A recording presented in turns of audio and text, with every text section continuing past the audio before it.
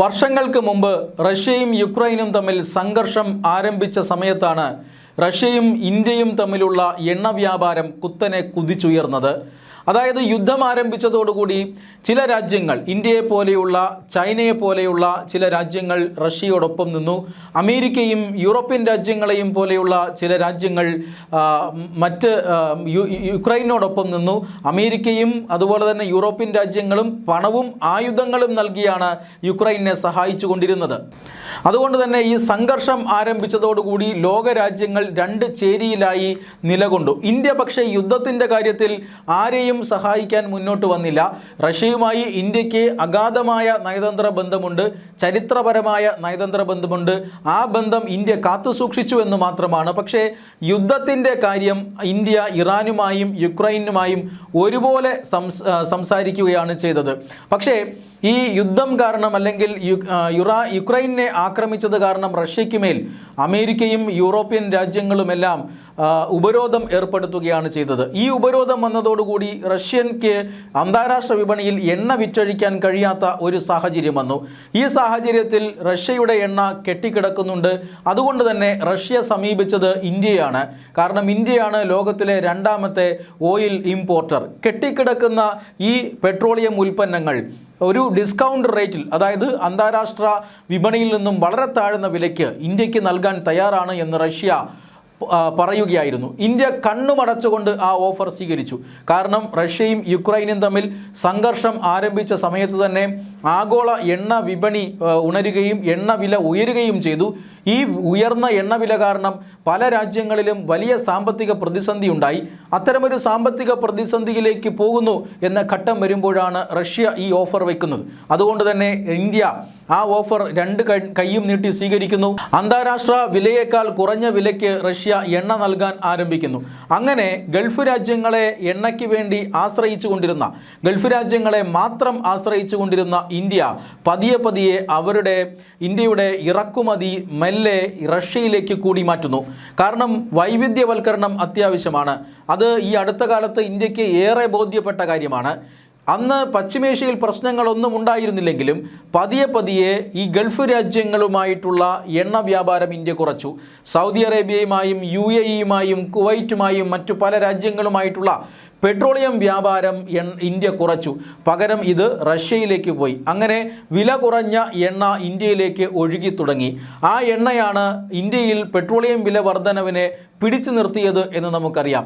ഇങ്ങനെ റഷ്യയിൽ നിന്നും എണ്ണ വാങ്ങുന്നത് ഏതാണ്ട് 70%-ഓളമായി. ഇന്ത്യയുടെ എണ്ണ ഇറക്കുമതിയുടെ 70%-ഓളം റഷ്യയിൽ നിന്നാണ് എന്ന ഒരു ഘട്ടം വരെ എത്തി. അങ്ങനെയാണ് ഇന്ത്യ ലോകരാജ്യങ്ങളുടെ, പ്രത്യേകിച്ചും അമേരിക്കയുടെയും യൂറോപ്യൻ രാജ്യങ്ങളുടെയും ഒക്കെ ശ്രദ്ധയിൽപ്പെടുന്നത്. ഞങ്ങൾ ഏർപ്പെടുത്തിയ ഉപരോധത്തെ പരാജയപ്പെടുത്താൻ റഷ്യ ചൈനയെയും ഇന്ത്യയും ഉപയോഗിക്കുന്നു. ഇന്ത്യ ഒരു കാരണവശാലും റഷ്യയിൽ നിന്നും എണ്ണ വാങ്ങരുത് എന്നവർ തിട്ടൂരമിറക്കുന്നു. പക്ഷേ ഇന്ത്യ അത് അംഗീകരിക്കുന്നില്ല. ഞങ്ങളുടെ രാജ്യ താല്പര്യമാണ് വലുത്, ഞങ്ങളുടെ ഊർജ്ജ സുരക്ഷയാണ് വലുത്, ഞങ്ങൾ എവിടെ നിന്ന് എണ്ണ വാങ്ങണമെന്ന് ഞങ്ങൾ തീരുമാനിക്കും എന്നാണ് അന്ന് ഇന്ത്യ അമേരിക്കയ്ക്കും യൂറോപ്യൻ രാജ്യങ്ങൾക്കും നൽകിയ മറുപടി. പക്ഷെ പിന്നീട് റഷ്യക്കെതിരെ അമേരിക്ക ഉപരോധം കടുപ്പിക്കുന്നതാണ് നമ്മൾ കാണുന്നത്. റഷ്യയിൽ നിന്നും എണ്ണ വാങ്ങുന്ന ഓയിൽ കമ്പനികളെ അമേരിക്ക ഓരോന്നായി കരിമ്പട്ടികയിൽപ്പെടുത്തി തുടങ്ങി.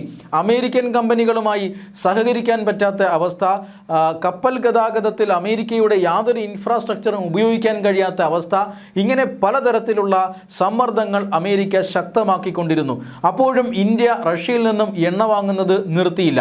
പക്ഷേ ചില അഡ്ജസ്റ്റ്മെൻറ്റുകൾ ചെയ്തു. എണ്ണയുടെ ഇമ്പോർട്ട് അത് കുറച്ചു. റഷ്യയിൽ നിന്നുള്ള എണ്ണയുടെ ഇമ്പോർട്ട് കുറച്ചു. ഗൾഫ് രാജ്യങ്ങളിൽ നിന്നും എണ്ണ വാങ്ങാൻ തുടങ്ങി. മറ്റ് പല രാജ്യങ്ങൾ, അങ്കോള പോലെയുള്ള രാജ്യങ്ങളിൽ നിന്നടക്കം ഇന്ത്യ എണ്ണ ഇറക്കുമതി ചെയ്യാൻ തുടങ്ങി. മാത്രമല്ല ഇപ്പോൾ ഏതാണ്ട് ബാലൻസ്ഡ് ആയ നിലയിലാണ്. റഷ്യയിൽ നിന്നും തന്നെയാണ് നമ്മൾ ഭൂരിഭാഗം എണ്ണയും ഇപ്പോൾ വാങ്ങുന്നത്. റഷ്യ ഇപ്പോൾ ഇന്ത്യയുടെ എണ്ണ സ്രോതസ്സിൽ ഒന്നാമത്തെ രാജ്യമാണ് എന്ന കാര്യത്തിൽ തർക്കമൊന്നുമില്ല. പക്ഷേ അമേരിക്കൻ സമ്മർദ്ദത്തിന് വഴങ്ങേണ്ടി വന്നു. കാരണം അത്രമാത്രം ബുദ്ധിമുട്ടുകൾ അമേരിക്ക ഉണ്ടാക്കുന്നുണ്ട്. അതുകൊണ്ട് എണ്ണ കമ്പനികൾ, പൊതുമേഖലാ എണ്ണ കമ്പനികളെ ഈ റഷ്യൻ എണ്ണ വാങ്ങുന്നതിൽ നിന്ന് മാറ്റി നിർത്തിയിട്ട് മറ്റ് റിലയൻസ് പോലെയുള്ള സ്വകാര്യ എണ്ണ കമ്പനികൾ റഷ്യൻ എണ്ണ വാങ്ങാൻ തുടങ്ങി. തന്ത്രത്തിൽ മാറ്റങ്ങൾ വരുത്തിയെന്ന് മാത്രമാണ്. പക്ഷേ ഇപ്പോൾ ഇന്ത്യയിലെ പ്രതിപക്ഷം അമേരിക്കയുടെ സമ്മർദ്ദത്തിന് വഴങ്ങി റഷ്യൻ എണ്ണ വാങ്ങുന്നത് ഇന്ത്യ കുറയ്ക്കുന്നു, ഇന്ത്യ നിർത്തുന്നു എന്നൊക്കെയുള്ള വ്യാജ പ്രചരണങ്ങൾ നടത്തിയിരുന്നു. പക്ഷേ ആ പ്രചരണങ്ങളെല്ലാം തെറ്റാണ് എന്ന് തെളിയിക്കുന്ന കണക്കുകളാണ് ഇപ്പോൾ പുറത്തു വരുന്നത്. കാരണം ജൂൺ മാസത്തിൽ വലിയ കപ്പലുകളിലാണ് ഇപ്പോൾ വരിയായി റഷ്യയിൽ നിന്നും ക്രൂഡ് ഓയിൽ ഉൽപ്പന്നങ്ങൾ ഇന്ത്യയിലേക്ക് എത്തിക്കൊണ്ടിരിക്കുന്നത്. റഷ്യയിൽ നിന്നുള്ള ഇന്ത്യയുടെ എണ്ണ ഇറക്കുമതി കുതിച്ചു കയറുകയാണ്. വലിയ രീതിയിൽ എണ്ണ ഇറക്കുമതി ഇപ്പോൾ റഷ്യയിൽ നിന്നും ഇന്ത്യ നടത്തുന്നുണ്ട്. അതിന് രണ്ട് കാരണങ്ങളുണ്ട്. ഒന്ന്, റഷ്യൻ എണ്ണ അതായത് വില കുറച്ച് റഷ്യ ഇന്ത്യക്ക് എണ്ണ നൽകുന്നു. അത് നേരത്തെ തന്നെ റഷ്യയിൽ നിന്നും എണ്ണ ഇറക്കുമതി ചെയ്തുകൊണ്ടിരുന്നതാണ്. രണ്ടാമത്തെ കാര്യം, ഹോർമൂസ് കടലിടുക്കിൽ പ്രതിസന്ധി ഉണ്ടാകുന്നു. ഗൾഫിൽ നിന്നും എണ്ണ ലഭിക്കാത്ത സാഹചര്യം ഉണ്ടാകുന്നു. ഈ രണ്ട് സാഹചര്യങ്ങളും കണക്കിലെടുത്തുകൊണ്ടാണ് ഇപ്പോൾ റഷ്യയിൽ നിന്നുള്ള എണ്ണ ഇറക്കുമതി ഇന്ത്യ വല്ലാതെ വർദ്ധിപ്പിച്ചിരിക്കുന്നത്. മാത്രമല്ല, അമേരിക്ക ഇപ്പോൾ റഷ്യയിൽ നിന്നും എണ്ണ ഇറക്കുമതി ചെയ്യുന്ന രാജ്യങ്ങൾക്ക് ഉപരോധത്തിൽ ചില ഇളവുകളും നൽകിയിട്ടുണ്ട്. ഇത് പരമാവധി പ്രയോജനപ്പെടുത്തുക എന്നുള്ളതാണ് ഇപ്പോഴത്തെ സർക്കാർ തന്ത്രം. ഇന്ത്യയുടെ എല്ലാ റിഫൈനറികളിലേക്കും റഷ്യൻ എണ്ണ ഒഴുകുകയാണ്. മുമ്പെങ്ങും കണ്ടിട്ടില്ലാത്ത വിധം പടുകൂറ്റൻ ടാങ്കറുകളിൽ ഇന്ത്യൻ തുറമുഖങ്ങളിലേക്ക് റഷ്യൻ എണ്ണ എത്തിക്കൊണ്ടേയിരിക്കുകയാണ്. എണ്ണ സംഭരിക്കാവുന്നതിൻ്റെ അങ്ങേയറ്റത്തെ സംഭരണശേഷി ഇപ്പോൾ ഇന്ത്യ ഉപയോഗിക്കുന്നുണ്ട്. മാത്രമല്ല, റിഫൈനറികളിലെല്ലാം റഷ്യൻ എണ്ണ എത്തിക്കഴിയുകയും ചെയ്തിരിക്കുന്നു. ഇതോടുകൂടി ഇപ്പോൾ ലഭിക്കുന്ന സൂചനകളും കണക്കുകളും അനുസരിച്ച് ഈ ജൂൺ മാസത്തിൽ മൊത്തം ഇന്ത്യ ഇറക്കുമതി ചെയ്ത റഷ്യൻ എണ്ണയുടെ കണക്കെടുത്താൽ സർവകാല റെക്കോർഡും ഭേദിക്കും എന്നാണ് ഇപ്പോൾ ലഭിക്കുന്ന സൂചന. എന്തായാലും ഇപ്പോൾ എണ്ണവില ഉയർന്നു തന്നെയാണ് ഇന്ത്യൻ വിപണിയിലുള്ളത്. അത് അന്താരാഷ്ട്ര വിപണിയിൽ ക്രൂഡ് ഓയിൽ വില ഉയരുകയും യുദ്ധവുമായി ബന്ധപ്പെട്ട സാഹചര്യത്തിൽ അനിശ്ചിതത്വം ഉടലെടുക്കുകയും ചെയ്ത സാഹചര്യത്തിലാണ് പെട്രോളിയം ഉൽപ്പന്നങ്ങളുടെ വില വർദ്ധിപ്പിച്ചിട്ടുള്ളത്. ഇപ്പോൾ അന്താരാഷ്ട്ര വിലയിൽ ചില കുറവുകളുണ്ട്. യുദ്ധത്തിൻ്റെ കാര്യത്തിൽ അല്ലെങ്കിൽ സംഘർഷത്തിൻ്റെ കാര്യത്തിൽ ഇപ്പോൾ ഒന്നും പറയാൻ കഴിയാത്ത സാഹചര്യമുണ്ട്.